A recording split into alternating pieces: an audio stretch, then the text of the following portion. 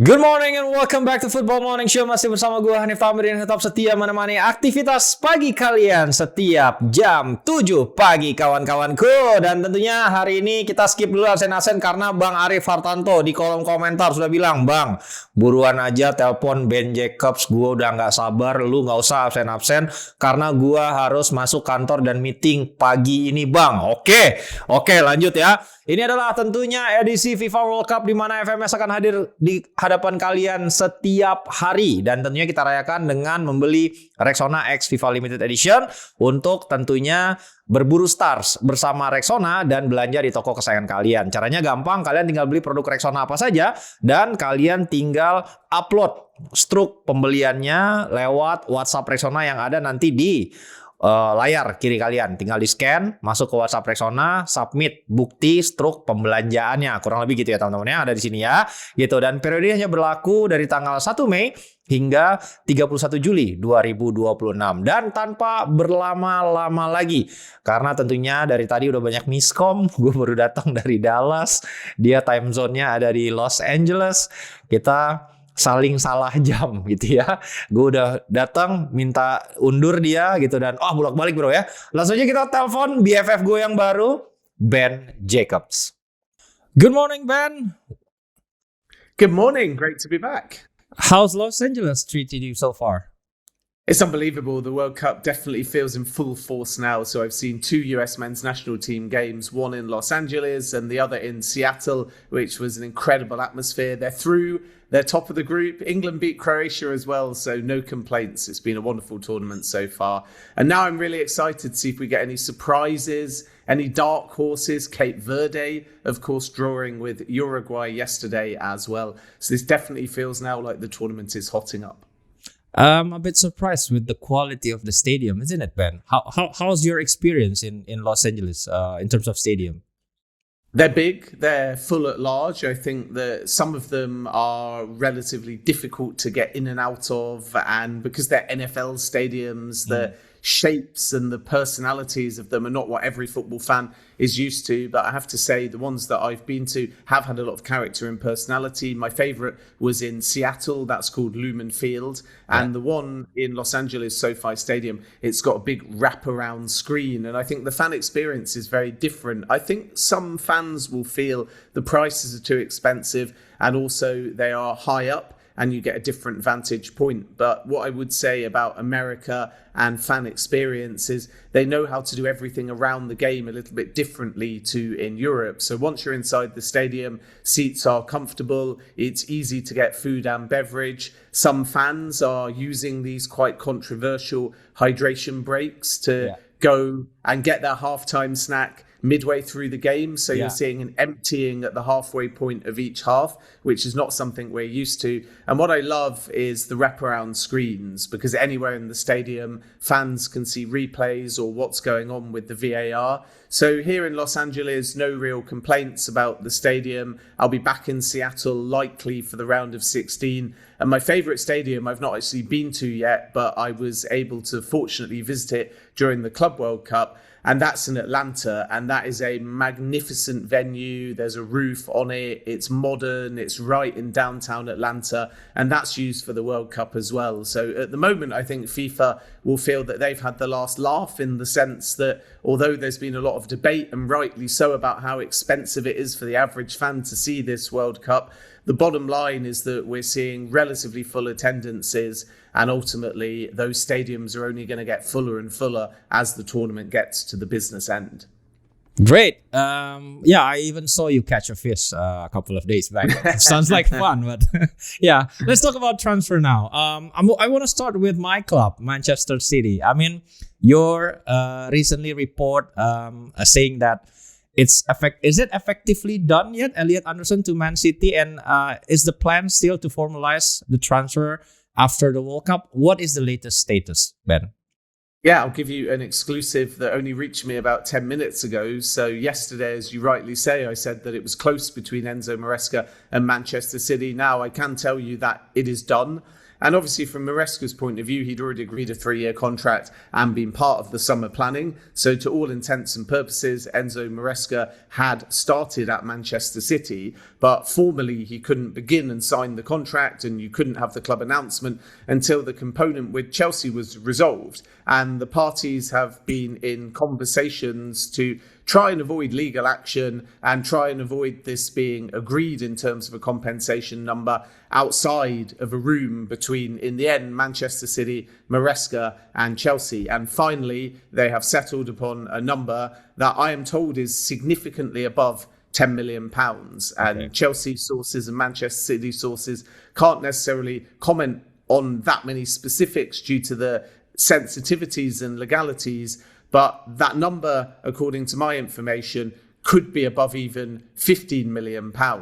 So this is a huge settlement reflective of the fact that when Enzo Maresca resigned as the Chelsea manager, in accepting that resignation, Chelsea were always going to be entitled to a figure.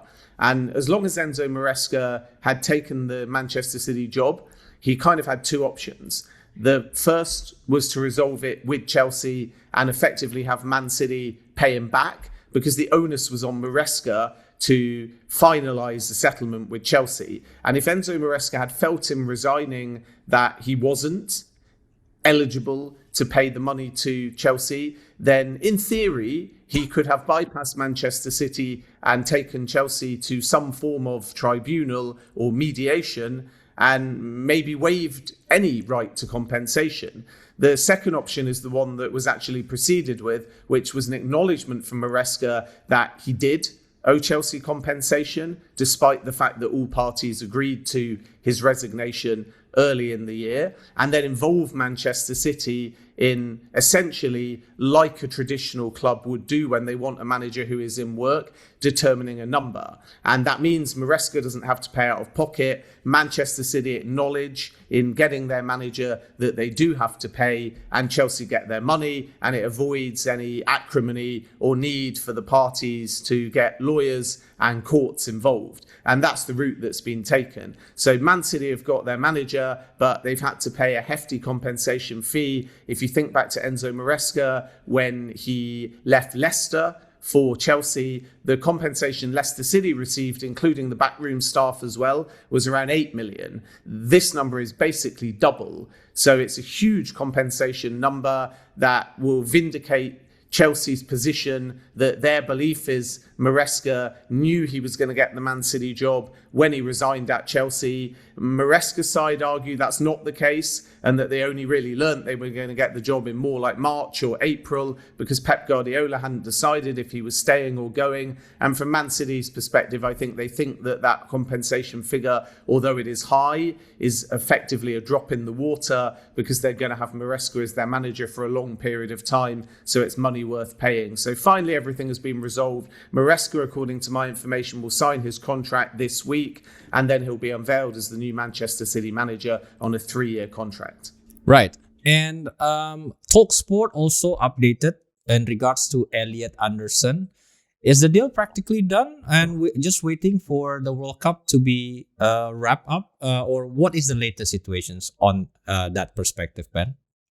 Yeah, these are good questions because I've got fresh information on Elliot Anderson as well. And my info is that it's almost agreed in principle, only final details remain. And this is because, firstly, Nottingham Forest would prefer to classify the payment of a potential Elliot Anderson transfer in July. So there's a delay aspect because it suits Forest to have this huge transfer fee should it all go through on the next financial year rather than this financial year. You've got the World Cup, which to some extent complicates things, but my info is that Elliot Anderson would be given permission to do a medical for Manchester City during the World Cup. Thomas Tuchel has no issue with players moving whilst they're on England duty, so we shouldn't discount the fact that this could still develop during the World Cup rather than in the second or third week of July, depending on when England go out the tournament, hopefully later in July, and we end up winning it. But the negotiations between the clubs are advanced. Evangelos Marinakis is dealing with this saga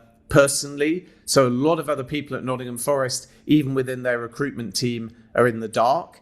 And after Marinakis and Manchester City settle upon a number. There's also still the personal terms with Elliot Anderson, but they're not thought to be a problem because Elliot Anderson indicated before the World Cup that he wanted to join Manchester City. And this is partially why Manchester United have not entered the race or bid and are focused on other midfield targets. So that's where we're at the moment. The last Manchester City offer was £106 million and 15 million in add-ons. So already taking the total package to 121 million.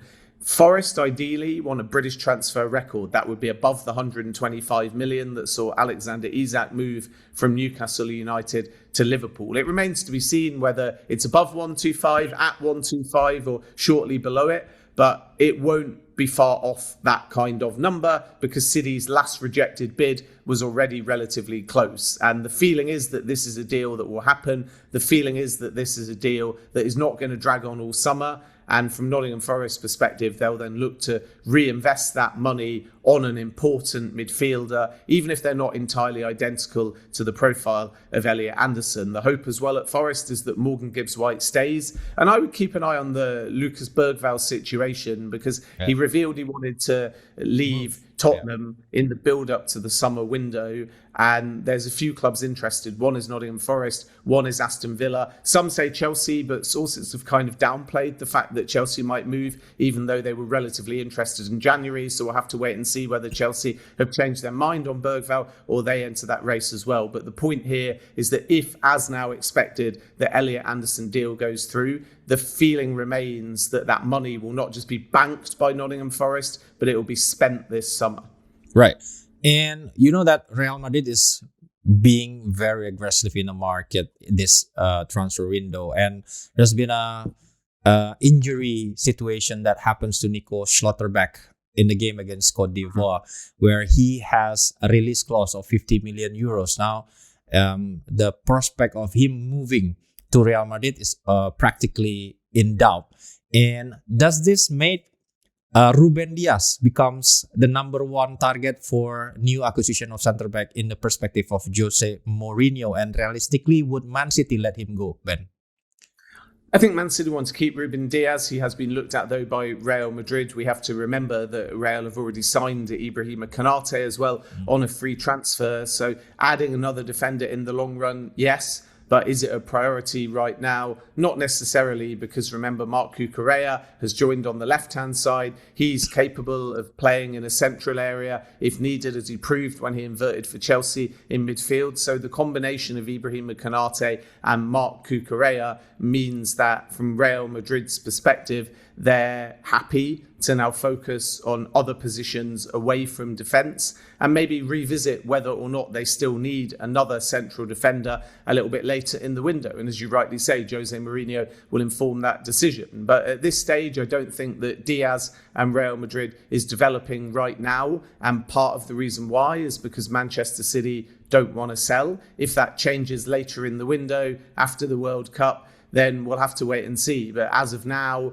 it's not active, it's not developing, it's not a today, tomorrow story. Real Madrid's next priorities in the market are going to be a central midfielder and possibly a creative attacker as well, with central midfielder being the number one position where they're now trying to strengthen. And we know that there's several candidates. One is, of course, Enzo Fernandez. It's no secret that Enzo Fernandez wants the move to Real Madrid, and it's also no secret that terms between Enzo Fernandez and Real Madrid will not be a problem. But the accurate position as of today is that Real are only set to open talks with Chelsea. So even though they were speaking to them over Marc Cucurella, Enzo Fernandez negotiations have not yet started. And even though the player would love things to be further along, we should point out that there are other candidates for the central midfield. And key to what direction Real Madrid go will be Jose Mourinho, who will be given a fair amount of power in the market. And it may be that he wants an 8 or a 10 like Enzo Fernandez, or a versatile player like Fernandez that can also drop into the 6, because that's where he played at Benfica. But it could be the case that Jose Mourinho asks for more of a defined number 6, and that's where the links with Rodri come. And remember Real Madrid and Rodri, because even though Man City have made an important contract extension for Rodri to stay at Man City, that's not signed yet. And as things stand, Man City don't know whether Rodri wants to stay or go. So Real Madrid could still try and explore Rodri, and that's a different kind of midfielder to Enzo Fernandez. And then you've still got Matheus Fernandes, who's on the list of Real Madrid and possibly PSG and maybe Arsenal. But the two main clubs there, ahead of all of those sides in terms of how advanced they are on the player side at the moment, are Manchester United, West Ham midfielder, key priority for them. And Tottenham have entered that race as well. So Real are going to be faced with, I think, a fascinating dilemma in the centre of the park. What kind of profile do they want? How quickly are they prepared to move? And how much money are they going to spend on that particular profile? And the challenge with specifically Enzo Fernandez is if Real say, okay, we're going to pull the trigger, we're going to move, he is going to be our number one target. Remember what Florentino Perez said during the presidential elections, that he had 150 million euros to spend. And by saying that publicly and subsequently, at least according to Real's statement, making a bid for Julian Alvarez at 150 million euros that Real claimed was rejected, and Atletico Madrid responded to basically saying they never even considered it and that they thought it was a bid out of show and grandstanding, so it caused a lot of acrimony. But the fact that Perez said he had 150 million to spend and then subsequently Real released a statement claiming that they tried to bid for Julian Alvarez. If you're Chelsea, you use both of those things and you point to the fact that Chelsea's asking price is less than 150 million euros, and Real have shown their hand and what finances they've got to work with, and that's going to weaken the position in negotiating of Real Madrid if they choose to move for Enzo Fernandez. And that's going to be fascinating for me to see if things develop, whether or not Chelsea essentially dig in and say you must pay that asking price because we know that you've got that money. Yeah. And talking about Manchester United, they seem to be reluctant to breach a 20-30 million pound gap for players like Sandro Tonali, Elliot Anderson, when targets such Alex Scott, Matheus Fernandes would cost a big fee as well. Is it a financial issue or age profile consideration, or simply question of which player that's suitable in their perspective? What do you think about? What's your take on that, Ben? Manchester United don't want to get involved in bidding wars where possible, and they will not really consider moving away from that strategy unless the player essentially says, as Brian Mbeumo did last summer, they only want Manchester United. And Elliot Anderson communicated he wanted Man City, so they didn't enter that race. Sandro Tonali is being pursued by Tottenham and Manchester City. So if Manchester United also enter that particular saga, then Newcastle United are going to get a bidding war. And again, Sandro Tonali has not communicated that he only wants to join Manchester United. So there are exceptions to the rules, but one consideration for Manchester United is they've got to do a high volume of collective business. So they're being very disciplined in the market to make sure that there's enough budget to find minimum 2 midfielders, maybe 3, possibly a defensive reinforcement at fullback, long-term consideration of a new centre-back, maybe a backup goalkeeper, very possibly a left winger. And if Joshua Zirkzee departs, there could be room for a more experienced striker to come in and complement and compete with Benjamin Sesko. So there's a lot to do. And that's one reason why Manchester United don't want to overpay on one signing if it's at the expense of getting 2 or 3 others through the door. A more important point, though, is maybe don't judge Manchester United's window now. Wait until the financial year closes and then see whether their strategy is the same, or suddenly as we enter a new financial year and one where Manchester United will have Champions League football money incoming, are they then suddenly prepared to get their window and their summer going? We should point out that Edison is already through the door too. So it's not like no one's been signed. But I think after the 1st of July, Manchester United's window will really get going. And then you think about, what are they going to do first? Signing another midfielder seems to be the consensus that that's what they would like to get over the line, even though Edison's already arrived. And the 2 main targets as of now are still Fernandes, like I said before, at West Ham United, and Alex Scott at Bournemouth. With Fernandes, talks are underway on the player side and with West Ham United. West Ham are hoping for a bidding war. Manchester United are hoping the player says definitively he only wants Manchester United, and Tottenham and other clubs back off. And then there might be a pathway to get that deal done for less than the 80 to 85 million asking price. But Tottenham also have Fernandes, along with Sandro Tonali, very high in their thinking, and they're working to try and get the player buy-in too. So Fernandes probably more likely to stay in the Premier League, but don't discount Real Madrid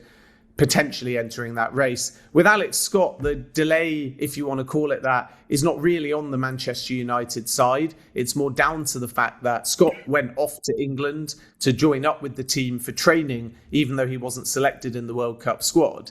And after he has returned, which is only in the last few days, Scott is now speaking to Bournemouth first about whether he's prepared to sign a new deal. And clubs are waiting as to whether Scott is going to communicate to Bournemouth he does want to sign a new deal or he doesn't. If he does, you have an Antoine Semenyo situation where Scott would likely extend, but with a release clause for 2027, still allowing him to leave in the medium term. And then clubs would have to wait. And it remains to be seen whether that's wait until January, as with Semenyo, who had a release clause for mid-season, or if there's only a summer 2027 release clause, which I'm told is Bournemouth's preference to not have a mid-season exit. But it will also depend on the player, because if the player has leverage and says, I could move now, so I'll stay, but you've got to give me a mid-season and a summer release clause so I can have both options, maybe Bournemouth still prefer that rather than having to fend offers this summer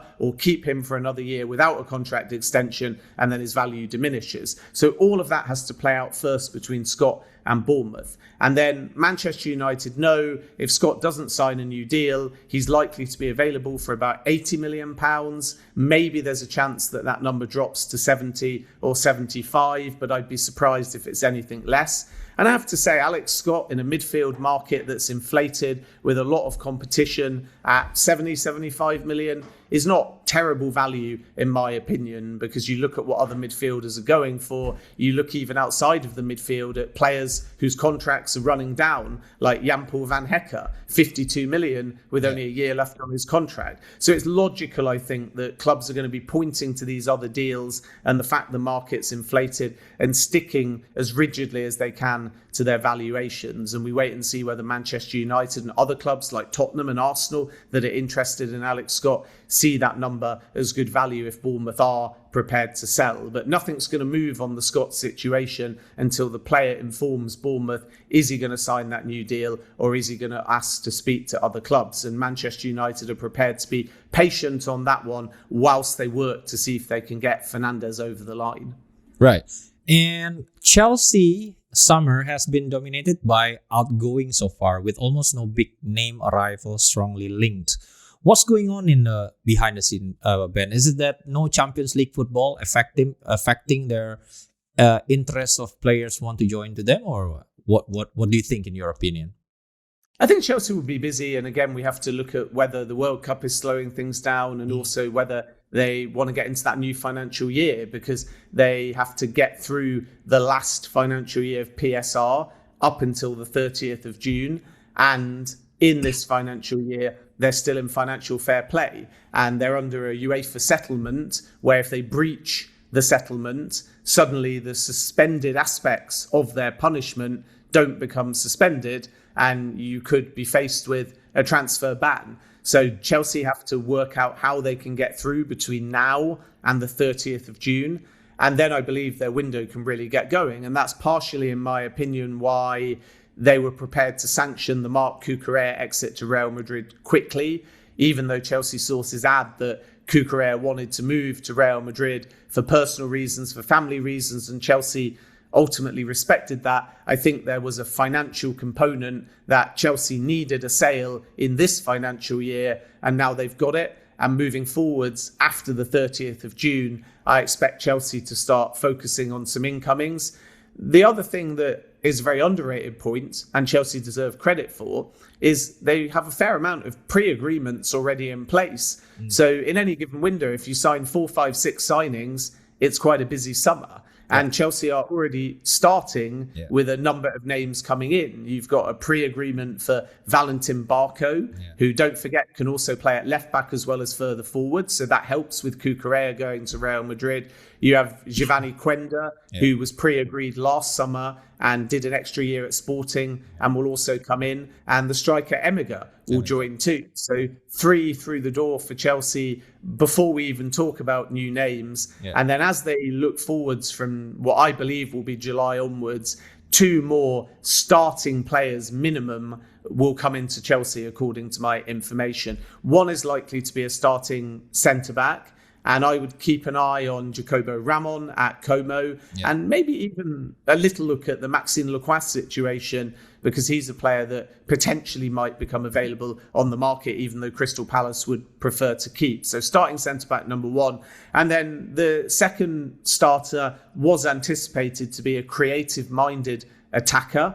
And that's where the links, for example, with Morgan Rogers come from, although Arsenal are a really serious contender there. And if it was to be a third starting player, a bit more proven, a bit more Premier League ready, we should also keep an eye on central midfield, because naturally, if Enzo Fernandez is to depart, then Chelsea will have money and Chelsea will have need to strengthen in the centre of the park too. So if I had to predict at the moment, I would say centre-back, creative-minded attacker, very possibly a central midfielder if Enzo Fernandez departs. And goalkeeper has a bit of a question mark over it, because the long-term expectation at Chelsea was always that Mike Penders would come back and challenge for the number 1 after his loan at Strasbourg, where he did very well, and Rob Sanchez would stay at the club. But now you've not got Liam Rosenior in charge, who endorsed that plan. Xabi Alonso's got to come in, decide who his number 1 goalkeeper is. Is it a case of Sene Lammens is going to be the model here? And as at Manchester United, he had 10, 12 games where he integrated and then immediately got given in the festive period the chance to be number 1. Is it with Mike Penders going to be a similar story where Chelsea ease him in and then feel he's ready immediately to become the number 1? And then you have to think Rob Sanchez probably might look elsewhere because he wants to play every week. Or is Sanchez going to stay at the number 1 and Penders going to be given a bit more time? Or does Xabi Alonso input and say he'd rather have an experienced starting goalkeeper come in, and Mike Penders will obviously have to wait under that scenario? And I think all of that debate is still to be had and still to be determined. And whereas there was a plan in place when Liam Rosenior was in charge, maybe under the new manager, that will change as well. So we'll have to keep an eye on the Chelsea goalkeeper situation. Right. And another story from Italy mentioned that Mike Mignon is considering to, move to the Premier League again. That's something that probably is also on the table, Ben. What do you think about that? Yeah, I think Mike Mignon in Chelsea was more opportunism last summer. But remember, the player signed a contract extension at Milan, keeping him at the club until, I believe, 2031. So when Chelsea wanted Mike Mignon before the Club World Cup, they were trying to do a deal for basically under £15 million, knowing that the player wanted to join. Flash forwards, and he's very well protected now, so the price is going to be a lot higher. And if Chelsea didn't like the price when his contract was running down, I'm not sure that they would necessarily come to some consensus on price now. So in theory, yes, because Chelsea have looked at Mike Mignon before, but I'm not aware as of now of anything active between Chelsea and Mike Mignon. But as per my previous answer, and the key point in all of this, Xabi Alonso will have to assess his goalkeepers internally and then decide, does he want to recommend that they get an important established number 1? Or is he happy having that competition between Mike Penders and Rob Sanchez? And then we shouldn't forget the other goalkeeper in all of this, Philip Jorgensen. And my information with Jorgensen is that Chelsea are now prepared to sell, and Jorgensen wants to leave to go and find first team football. Right. And just touch last 2 topics, Ben. The first one is about Yan Diomande. You've reported that the first bid has officially been rejected by Leipzig, and Liverpool are preparing for the second one. What are the latest and chances that the players can move to Liverpool, maybe after the World Cup? And does PSG still have a chance to take over the situations in regards to development of Yan Diomande? My feeling with Yan Diomande is that it might be resolved one way or the other during the World Cup, because Liverpool don't want to hang around. They don't want a saga drawn out like Alexander Isak, where they have to wait until towards the end of the window to establish if they're going to get the player or not, and succeed or fail. Liverpool would prefer a quick resolution to make sure that they back Andoni Iraola with another wide attacker for the beginning of pre-season. And that's why Liverpool made a trip out to America to better understand the Diomande situation, and also, more importantly, I suppose, to close the Victor Munoz deal. And Munoz arriving from Osasuna doesn't change the fact that Liverpool want another attacker. And Yan Diomande is their number one priority. And as you say, a bid was turned down for 80 million euros and 20 million in add-ons. And Leipzig's perspective is, if they're going to sell, they want around 130 million euros. But some of that price is informed by the fact that they're trying to get Diomande to stay, and they're trying to get Diomande to sign a new deal and maybe leave in summer 2027. And as long as Diomande fails to communicate that he wants to leave and he wants to join Liverpool or PSG, Leipzig are likely to stick to this tough negotiation and this high price. And if the player agitates and informs them that he doesn't want to extend and he wants to go now, then maybe the price will drop slightly. But we've got to respect these Red Bull clubs like Salzburg, and in this case Leipzig, because they usually do get somewhere close to their price, as was proven when Benjamin Sesko, for example, last summer joined Manchester United. So price is still an issue, but not just price. The fact that Leipzig are digging in their heels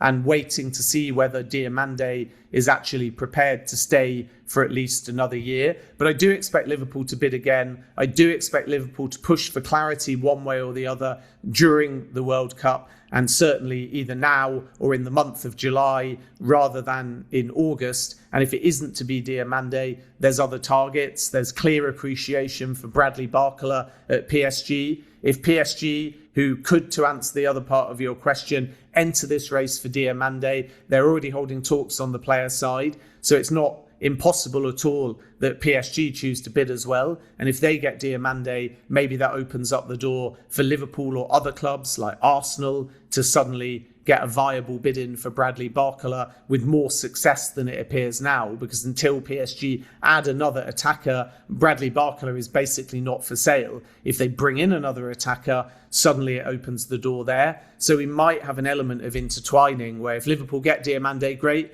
If they don't get Diomande, they might have more chance, if PSG do, to then move for Bradley Barcola. But I'm told there are other targets too. You have Matias Fernandez Pardo as one. Then there's Syed Al-Mala and also Yankuba Minter, who's at Brighton. So these are three other targets, along with Barcola, to keep an eye on if Liverpool don't get Yan Diomande. And again, coming back to what I said before, Liverpool want to know, can they get Diomande quickly, which is why another bid is anticipated to Leipzig.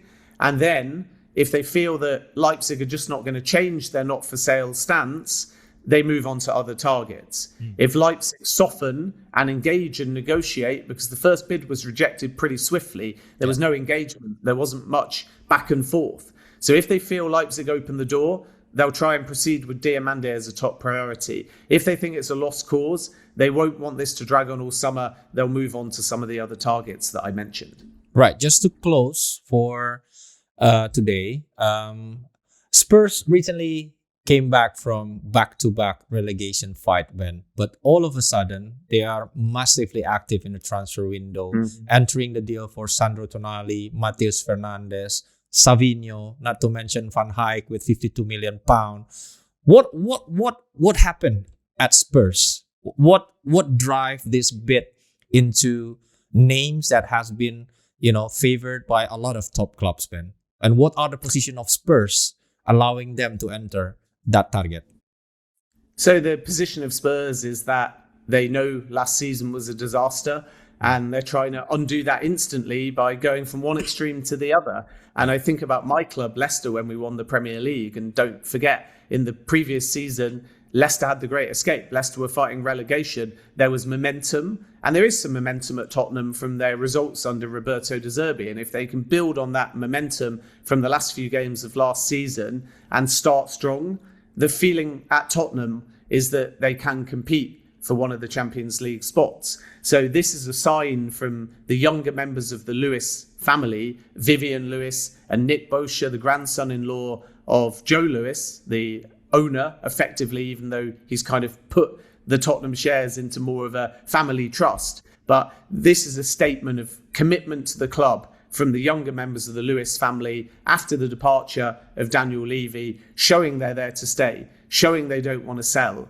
and showing that they want to do things differently and get Tottenham into a position where they can compete for silverware. And that was the pitch to Roberto De Zerbi. That's why he's one of the best paid managers in the Premier League. That's why he was prepared to join in a relegation fight. And that's ultimately why Tottenham feel their project can go from one extreme to the other, because they got the right manager on a long-term contract. They've got momentum. They've got ambitious younger members of the Lewis family running this football club, and they are prepared to give their manager for now a fair amount of autonomy in the market as well. Because remember, no sporting director has been appointed. The feeling was maybe 3 months ago, Sebastian Kell was incoming, but Roberto De Zerbi wants to pick the next sporting director to, at the moment anyway, work alongside Johan Langer. And as a result, that's another example of manager being able to drive everything and set higher standards and change the culture. And against that backdrop, we're seeing Tottenham be very active in the market in, as you say, signing Jan-Paul van Hecke for a massive fee at 52 million, despite the fact he only had 1 year left on his Brighton contract. Andy Robertson and Marcos Seneze were always pre-agreed deals, so no surprise that they're over the line. And there'll be far more to come from Tottenham Hotspur. The only sort of negative, I think, from the fans' perspective is if they sell Luka Vuskovic to Brighton, because he has a very high ceiling. So let's see whether Tottenham sanction that sale. Brighton's second bid is 45 million. And Tottenham fans will no doubt be disappointed that Lucas Bergvall has asked to leave the club, because he's another player that has a very promising future in the game. And yet, Tottenham are going to strengthen in midfield. They would like to sign Sandro Tonali. They face competition from Manchester City. They also would be willing to add, in addition to Sandro Tonali, Matías Fernandes, and Manchester United, as we said before, are there as well, and possibly Real Madrid. You have talks ongoing for Savinho on the left-hand side. Crescencio Somerville is another option. And again, Manchester United are considering the West Ham winger. And still a chance, because Richarlison could leave, that a number 9 comes in as well. And Tottenham have to understand the goalkeeper situation. Antonin Kinski is back in the first team plans. Vicario could still move to Italy. So maybe room for Tottenham to sign a keeper too. So the whole spine of the team is going to change. And this is going to be a really important summer for Tottenham as they look to carry on their momentum and try and get themselves back into the Champions League. And then how can they do this? Why can they do this? Well, I think you have a few points. The first is Roberto De Zerbi is a big pull for players. Yeah. And even someone like Mickey van der Ven, who is speculated he might go elsewhere, is, according to my information, very happy under the manager, and Tottenham are going to start talks to see if they can get him to extend. Of course, it's a different story with Christian Romero. I still expect him to depart, but don't underestimate the manager and his pull in all of this. Second point is a more financial one. Tottenham are coming out of a cycle where they're in financial fair play because they had Champions League football last season, and they're moving into a domestic cycle where the rules are changing. And once they close the PSR year and the financial fair play year, in which with the latter, they can only spend 70% of their revenue on effectively transfers, including wages and agent commissions, they move into a new set of rules where you can spend 85% of your total revenue on transfer-related activity. But crucially, in the first year, because it's new, there is a transition. And if clubs go 30% above that 85, so up to 115% of revenue on transfers, there's no real penalties at all. And that will not be the case going forwards in the long run. But in this first year, clubs have to adapt.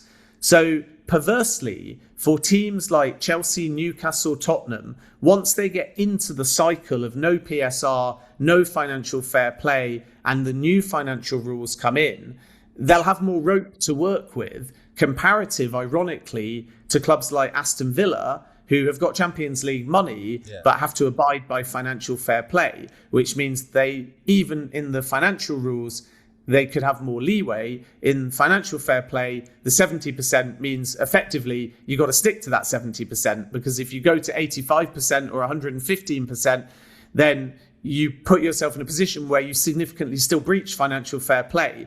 And as a consequence, Tottenham are one of the clubs, by not being in financial fair play into the next cycle and by having these new financial rules, can actually spend a whole lot more. And I think you're going to see clubs like Spurs take advantage of that.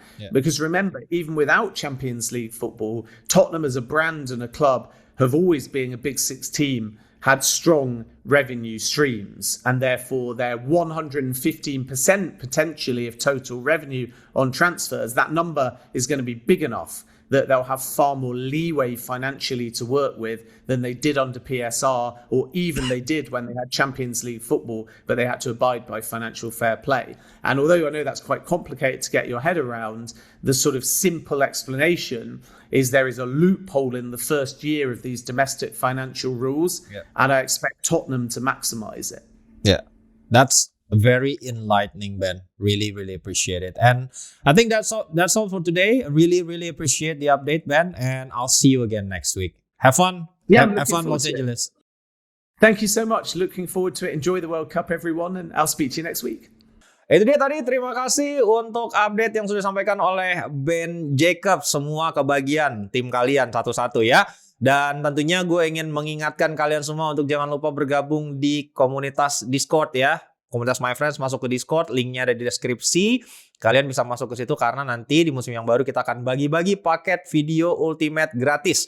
Biar kalian nonton itu bisa langsung musim yang baru tanpa nunggu-nunggu lagi. Diutamakan untuk teman-teman yang ada di Discord. Dan jangan lupa juga kita masih mencoba mencapai milestone kita.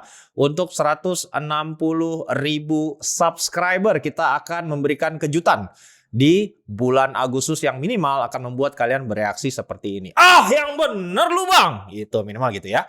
Oke, dan terima kasih buat kalian semua yang tetap masuk dan nonton. Hari ini tentunya mendapatkan update tentang transfer dari klub kesayangan kalian. Gue harapkan hari ini berjalan baik untuk kalian. Awali dengan semangat positif. And as always, my friends, have a lovely day.